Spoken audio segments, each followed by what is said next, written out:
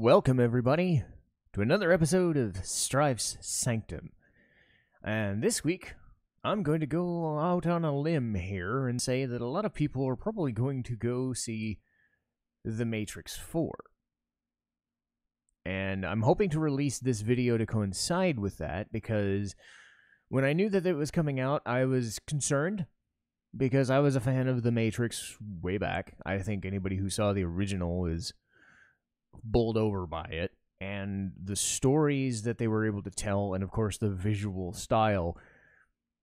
And a lot of that can be attributed to what the Wachowskis said was one of their main motivations when they created The Matrix. It was, we wanted to show that computer-generated graphics could go in line with, I'd say, the Japanese anime that we watched growing up, or at least do something to make American movies mimic what we saw. We wanted to turn all of our inspirations into this spectacle, but then also throw in the philosophies, the computer as an enemy, or the computer as a concept, because back in the 90s, there was always that concern about what technology would do for us and what it would do in general, but there's also that machines as evil if we're not careful. So there's a lot of different things that the Matrix did, and even now is such an amazing, huge cornerstone of blockbuster cinema. It changed the careers of everyone involved. There's so much about The Matrix that is so dense and so enriching that there's so much you can dive into. And whether the second or third movies were up to standard or not, that's not what I'm here to discuss. I'm here to discuss what I felt was actually almost as good as The Matrix. It was the Japanese anime tie-in known as the Animatrix. Now, this was a compilation made by the Wachowskis, or at least developed in association with them and their production company, Village Roadshow, and Warner Brothers. But what they did was they were able to find a lot of the higher-end and well-respected anime producers and production studios, and were able to get them to create several short stories penned by the Wachowskis and by others to kind of flesh out the Matrix story. Because there's only so much that you can do in a 2-hour movie. And as we saw when they were trying to make the second and third movies, there's so much that you haven't really explored and so much that you can't really explore.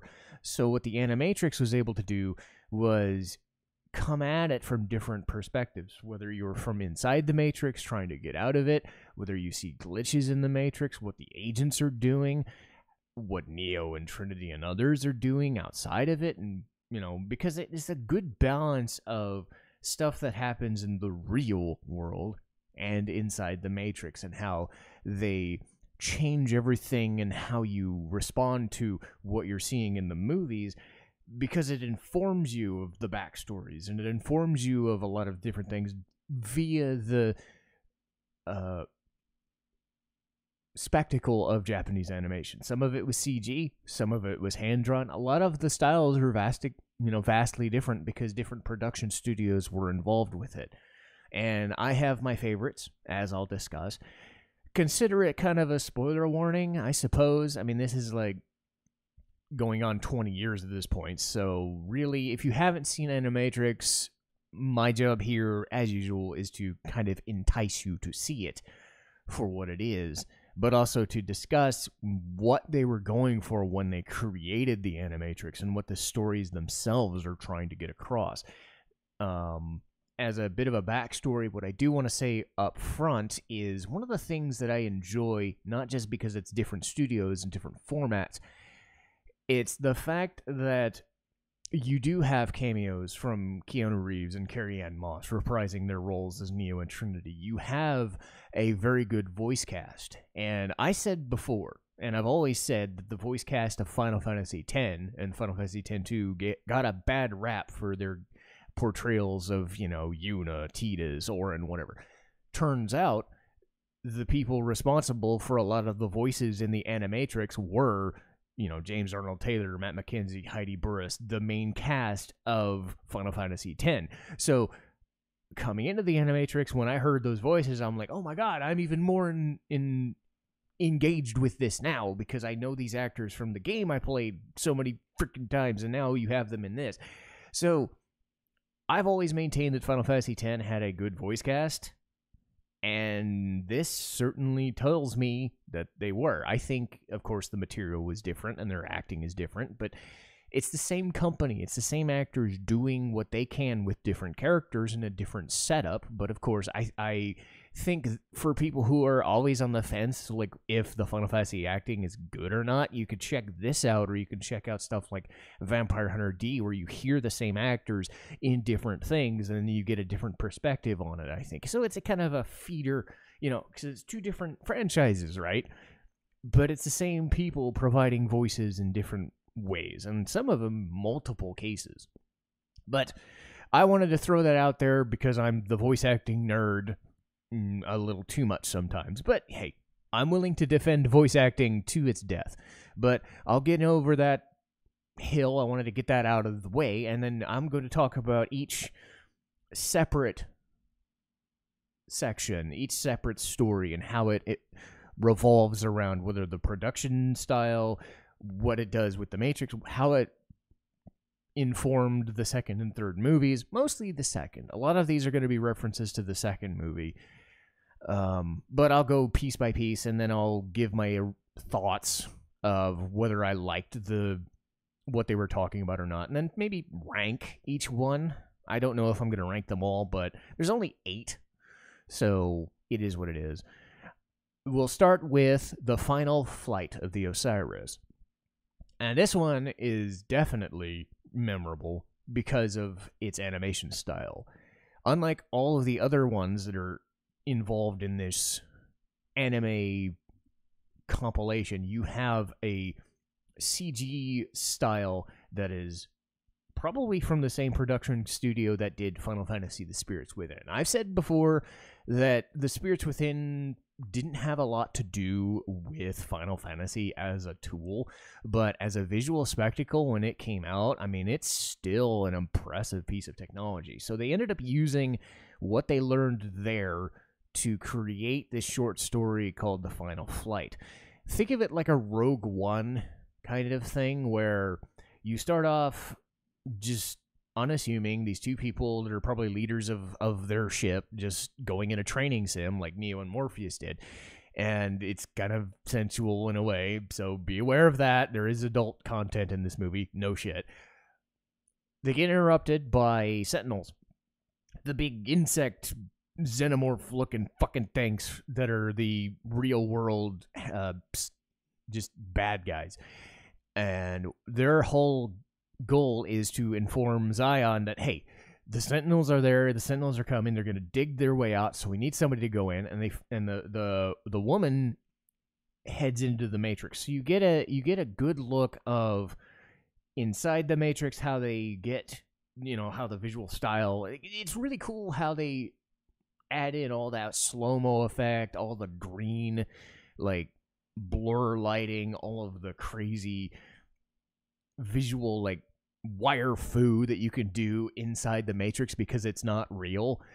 But then you have the real down-to-earth, bluish, dystopic, just dead world that is the real world, and these claustrophobic ships. So you get these like two varied accounts all done in this great CG animation. And it really sets up the second movie because they give the information that the Sentinels are going to attack. And that's how in the second and third movies they're able to mobilize a force to stop the Sentinels and stop the machines from attacking.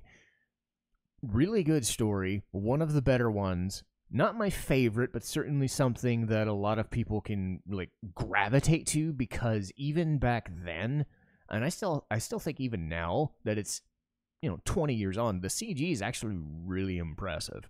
And they've got good actors like Kevin Michael Richardson, who's doing a lot of the voices, honestly, in this show. a lot of good stuff going on in the final flight. What I think is the best is the Second Renaissance, parts 1 and 2. And as much as I like some of the shorter stories, what I really like about the Second Renaissance is the narration done by Julia Fletcher. She was Unalesca in Final Fantasy X and, other stuff I'd seen her in. And she's just got this way of, like, narration that really just helps you fill in all of the gaps. But Morpheus in the first movie tells Neo about how the humans blotted out the sun, and they tell you that you're basically a machine's human battery, and they do it in the white room with the TV. And really what this does is it retells that story at length. It's like 20 minutes.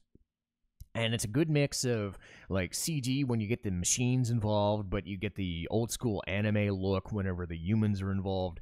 The biggest thing with the Second Renaissance is it's kind of like, whenever I think of The Matrix, or whenever I think of Terminator, or whenever I think of technology 20 years on, I always have this, like, ingrained fear that we're going to turn stuff into a Skynet or turn into the Matrix because humans as a culture are stupid. And this really responds to that. This really gives me something to think about, because the Wachowskis themselves thought humans were stupid, and they came across the humans and machines idea as prejudice, almost like race relations or gender relations.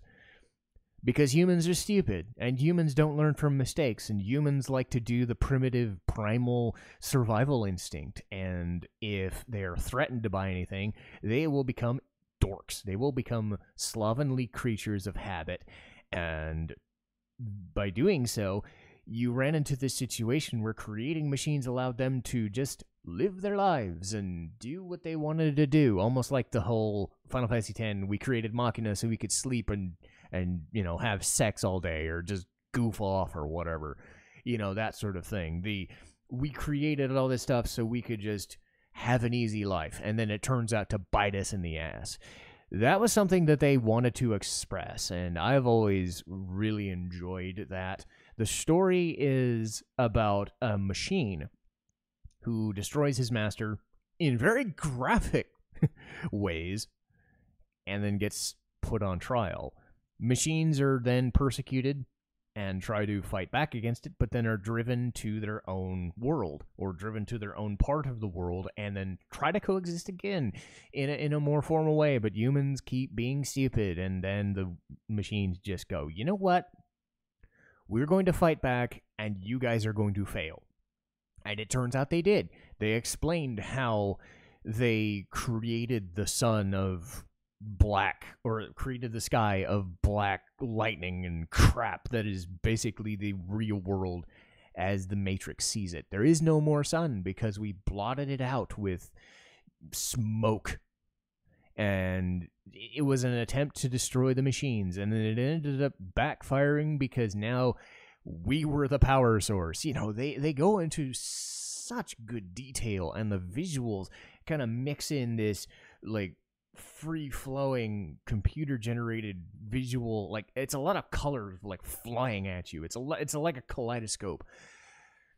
And then you have the general anime aesthetic for the human creatures, and it's just like, there's so much going on in the Second Renaissance portion that you fill in a lot of the gaps that the Matrix wasn't able to tell, or at least wasn't able to tell in detail. But they do it in enough time. They don't spend like 30, 40, 50 minutes. They get it done in about 15 to 20 minutes, and it's very gripping, and it's probably my favorite piece because it ties everything together. You really see why the Matrix is the way it is. The next one is a kid's story. This one is memorable because of a little scene in the second movie where Neo and Trinity and Morpheus are getting out of the ship in Zion, and they meet this kid who's like, "You saved me, Neo," and it was like, "No, kid, you saved yourself." It was a reference to this.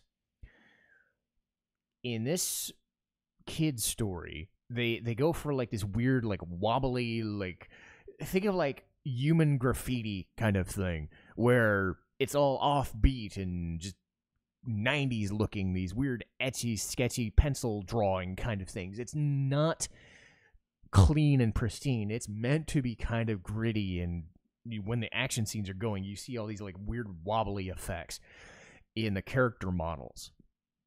It's meant to just give off this like off-putting like sense of just something's not quite right with this kid. He doesn't know what is real. He starts questioning things, much like Neo does in the original movie. And Neo himself is the one who says, you are not alone, and there's some truth to your fiction and whatnot, and you have to find it and believe.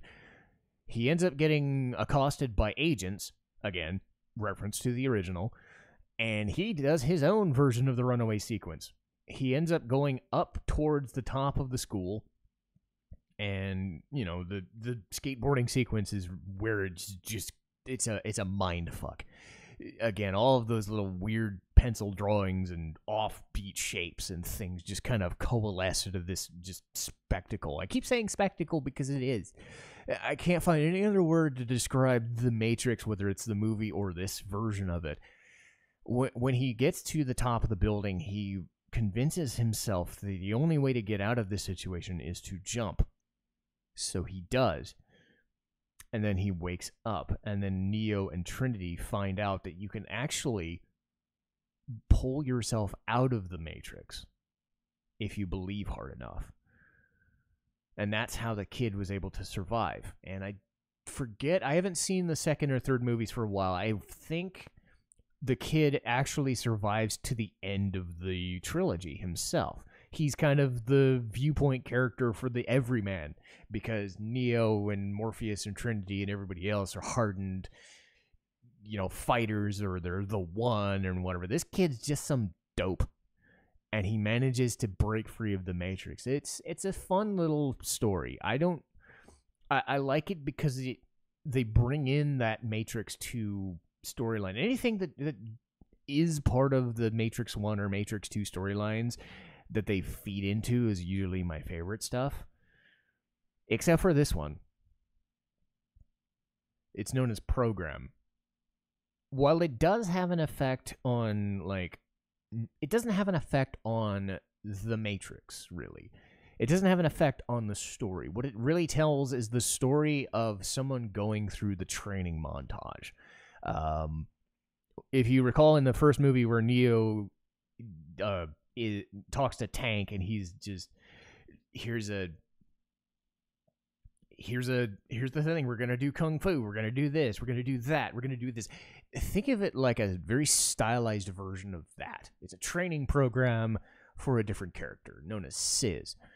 And the cool thing about Program is the visuals, again, because it goes for a much different type of perspective. We had the CG effect of the final flight. We had the kind of kaleidoscope look of the Second Renaissance, and then we had this weird kind of offbeat watercolor stencil look of the kid story. This goes for a very CG heavy but very like dark and stiff kind of look.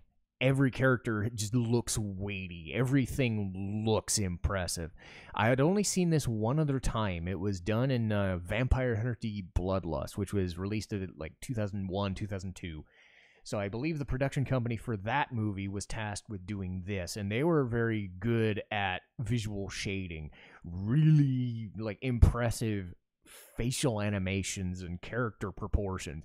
It is an amazing look, because it is obviously CG and obviously like character weighted, but again, it has this heaviness to it.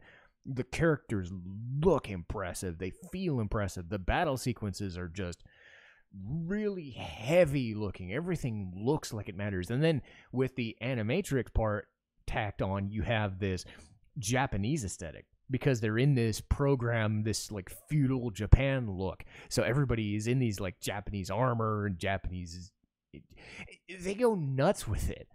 So they tie in the Matrix to like all that feudal Japan, like a samurai epic kind of thing. It's like a samurai epic battle, and you just have these two characters duking it out.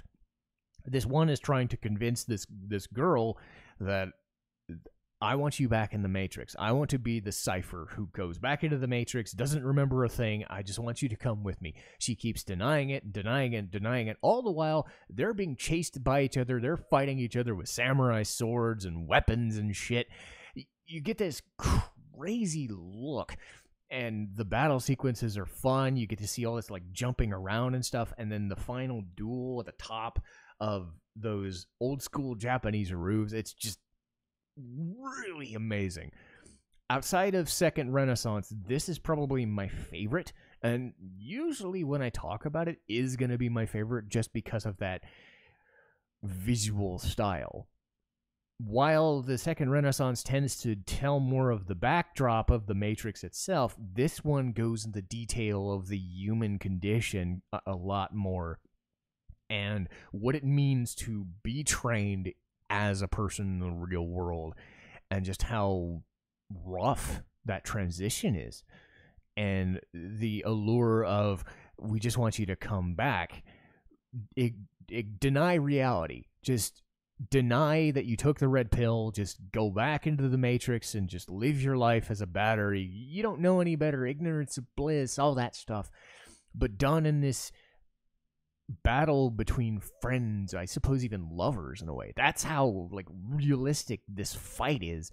It is such an amazing short story. The next one, fairly similar art style, is known as World Record. The narrator from Second Renaissance comes back for a little bit. You get a lot more agents involved here on out. You get I mean, the agents showed up in King's story, but now they actually show up as like characters because they themselves are monitoring this professional Olympic level athlete, this sprinter who was disgraced after he'd broken a world record. And the narration says you can overcome the limitations that they placed upon you. You can realize this is the real world through different means, and he finds it through racing faster than anyone in the world. It took the best sprinter on the planet. It's basically telling you Usain Bolt learned that the Matrix wasn't real. That's the story they're telling. But while he's racing, you get these cut-ins of his trainer telling him, hey, your body's going to break down if you keep racing. Or this reporter is trying to tell him, hey, don't let everything bother you. You know, I'm a fan of yours. And his father's telling him, just do what you want to do. If you're going to race, you're going to do it. And it turns out he breaks his, like, all of the muscles, all of the tendons, all of the bones in his leg just completely just pop. And yet, because he is so willed into doing this record legit, he races himself to the finish line and then wakes up from the pod. The agents don't catch him, but the machine in the real world does, and then basically sends him back into the Matrix. He's plugged back in and lobotomized. But he still has one gasp remaining. He knows what he saw. He still remembers, despite what the agent tells us, he still remembers he wants to be free. And it shows you the willpower of humanity in spite of itself sometimes. So along with Kid's story, you get this thing where this guy is almost breaking free of the Matrix, doesn't quite get it. He doesn't quite get to where the kid did. So you get different variations on the same kind of story of someone trying to wake up and realize that they almost made it. Then again, the show also tells you, did you want to make it? Because you saw in the first movie what it's like. You're living with oatmeal sludge for day as opposed to a steak. So yeah, oatmeal sludge, steak dinner. Sometimes ignorance could be bliss. Who knows? That being said, he's left lobotomized. He's left in a wheelchair. He's left in a hospital bed. He achieved what his goal was, and then achieved self-actualization at quite a cost. So that one was also there's a good chunk of these that are really good. It's only like one or two that are just kind of there. This is one of them. Beyond. Beyond is very... I get what they're trying to go for with this story. I don't think it really adds up to anything meaningful, though. The story is this girl in Japan is looking for a cat. She ran away to this, like, abandoned haunted house. These kids are kind of fucking around, you know, because kids are kids and do stuff. The girl finds her cat, but she also finds some weird glitches in the house. She finds this floating can on the... not even on the ground. It's like hovering a couple feet off the ground. There's like this dog that just turns all black and just runs away. And when she finds the kids and she finds the cat, you find that they're like doing this kind of like bungee jumping thing where they fall to the ground but don't make it. They're like they're hovering in the air and they just keep hovering. So they make a game out of it for an entire afternoon. This girl's palling around with these kids the entire afternoon in this glitched out haunted house. All the while, the agents find it and say, it's a glitch in the Matrix. We need to just let you go. And they get thrown out, and it turns into a parking lot and has no more to do with this glitch. It never happened. Bar Brady, nothing to see here. Go along. You know, that sort of thing. So she finds this doorway, and it could have been in a way to the escape to the real world. I don't know if that's the case. I don't know who developed it. I think it was just meant to be a glitch. I don't think humans themselves created it. It was just a thing. That being said, I don't think the impact of the story was as special. I think the animation style is very anime-centric versus some CG. So they use a lot of like slowdown effects and like hovering. They use practical animation to show you a lot of the hovering skills and all the... It's fine, but when you've gone through stuff like Program and Final Flight and Second Renaissance, it comes off a little bit of a downgrade, because it doesn't have much to offer, and it just ends up being one of my least favorites. I mean, can't all be winners, I suppose. The next one is a detective story. This one bounces things back up a little bit, because you have a detective in a film noir. He's tracking Trinity because an agent deposited $100,000 or whatever dollars in his bank account, and he finds Trinity via some Alice in Wonderland shenanigans. He finds her on a train in the middle of night. She has that, like, you know that scene with, there's two scenes in the original Matrix. Sorry, I'm trailing off. There's two scenes in the original Matrix where the Agent Smith puts the tracker in his stomach with the gun, and then Trinity is in the back of the car with the gun, taking it out of his eyeball. They recreate the eyeball machine with the gun, and they find the agents, and they're getting tracked down, and the detective's trying to save her, and then he's almost infected by the agents, and she just has to let him go. She thought he could be useful as another ally. Turns out he didn't make it, and she had to escape to save her own skin, which in a way is kind of crass, but then you have to remember that he accepted it because he was the one being trapped. He was the one trying to find Trinity unknowingly, and then the agents, coerced him into doing it. So he understood the ramifications of it and died doing so. I liked it. I liked the subtle use of film noir and detective stories, detective novels, that sort of thing, with darker shading, a lot of whites and blacks to simulate a dark nightscape. It was really cool. And it was a nice bounce back from Beyond, which I felt was kind of just there. The last the last short story is known as Matriculated. And as much as they put a lot of effort into this for the visual side of things, I don't think the story itself really meant a whole lot. This is a lot like Flight of the Osiris, but without the ramifications of it being in the movie. What it does is it tells the story of this crew finding a smaller version of a sentinel, just like a small scorpion-looking thing. They end up fooling it into breaking free of its programming. The way they do this is like this weird, like Tron-esque, like, it's just, I don't even know how to describe it. It's just this weird sensual experience, and literally, it's just all these colors and just naked bodies looking like Tron, and they're being chased in this like just weird.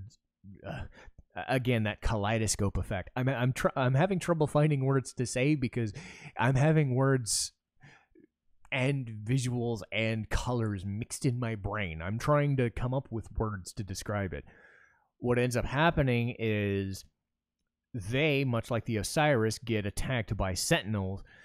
The robot who is broken free tries to save the main character, but can't do it in time, and then is just left on his own to see the ship destroyed.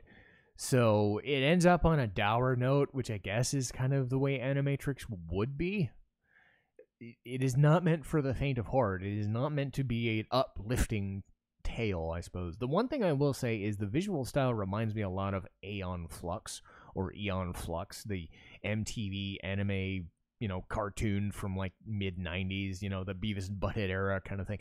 I think it was the same company or just one that did that same style for the short story. Again, the visuals are great, but the mechanics of how they decide how to break the machine from its programming is kind of strange. I think they discovered the visuals first, and then they just came up with like the mechanics second. I know that you had to build the story first, then do the visuals. It seems like they came up with the visual ideas first and then the story second, and they didn't explain it enough. I think they took a long time giving you the visual spectacle, but they didn't tell you anything. They didn't do what Second Renaissance did and fill in all of the narration, and that's where a lot of the impact was coming from. So a lot of good stuff at first and a lot of good stuff in the middle. I think Animatrix kind of fumbles towards the end with a couple of iffy ones. If I was to say which one was my favorite, I would say Second Renaissance by far, because of its implications of the second into the first and second movie. You have Program, which is just so good as far as a battle, but it has that like unique personal edge to it that I don't even think the Second Renaissance does, because that's more about humanity as a whole. Program was about a person responding to the Matrix. You've got stuff like Final Flight of the Osiris, which is really good.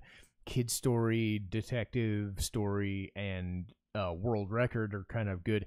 And then, Beyond and Matriculated just kind of feel like they are missed opportunities to really end the Animatrix on a solid note. But as far as a full package, the Animatrix is amazing. It fills in a lot of the gaps that the first and second movies don't get to, and it sets you up for the second and third movies very well. I would really have liked to see even more of it, but I think they did what they could with the time they had, which was, an hour and 45 minutes or 2 hours. They gave you a little bit of everything. Different visual styles, different actors, different, like, spots of the Matrix, different timelines, different avenues with which to approach this novel concept of this computer-simulated dystopia.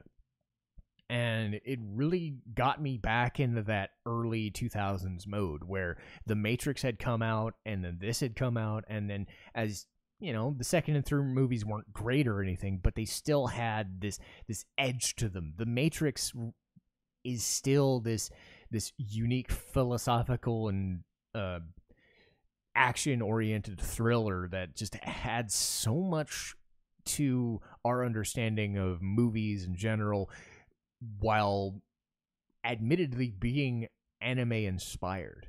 They would not have went through all of the trouble of the Animatrix if they weren't anime fans, and that's something that I really responded to, is because at the time when I was watching this, I was starting to become an anime fan. I had seen a couple of shows, but I wasn't like the diehard that I, started to become, because it takes a couple of years or a couple of, solid shows to like really invest yourself into these things. This was, okay, I'm really coming into this medium. I am hooked, but I really need to see what this offers me before I'm going to dive in head first. Animatrix is a great way for people to dive into anime without like really investing into something they're not sure about, because you have the Matrix backdrop as a selling point. And it's still on Blu-ray. It's still available. I know it's been on stuff like Toonami and Adult Swim before. There is like no reason not to see the Animatrix. Whether you go see the fourth movie or not, I imagine a lot of people are going to. I am going to see it. I am very thrilled to see it. I'm concerned, to be honest, about the fourth movie, because it has been 15 years since we've delved back into this concept. I don't know if this is a good idea or not, but the Animatrix got me back into that late 90s, early 2000s. The Matrix was awesome. I wanted so much more of it. If you have seen if you've seen all three movies and haven't ever watched the Animatrix, I would suggest you do. There is a lot to dig into. There is a lot of good stuff. And you, as a Matrix fan, or even if you weren't a Matrix fan and you're just like, hey, I want to try something different, it is very different. There are a lot of different things at play, and I think people will respond well to it. So consider this a very glowing recommendation of watching the Animatrix. But that'll do it for me. And next week will be Breath of Fire 3. Much like Ys 8 and Castlevania Symphony of the Night, these are going to be reviews of games I have done on my channel already. Breath of Fire 3 is a solid, if not, perfect RPG. I don't think it hits the heights of a Final Fantasy VII or a Final Fantasy VI or a whatever. I don't think it's that good, but I think it's like solidly in the... Everything it does, it tends to do very well, but it has some issues with it. So I will talk about that at length. After that, we're going to start digging into RWBY, seasons 1 through 3. I'm already through season 1, and oh my god, I forgot just how different of a show this is. And that's going to be interesting to talk about. After that, I don't have anything yet. I'm trying to set up some guests to see what they would like to do. I have some feelers out there right now. If I can't find anybody, I think what I do have planned is Mega Man X. So we're going to do Breath of Fire 3, RWBY seasons 1 through 3, and then, judging on my schedule starting in January, we're probably going to do Mega Man X1. But that'll do it for me today. Thank you guys so much for watching. Please like, share, and subscribe, or just comment and say if you like this stuff or not. But anyway, that'll do it for me. Citizen Strife, signing off.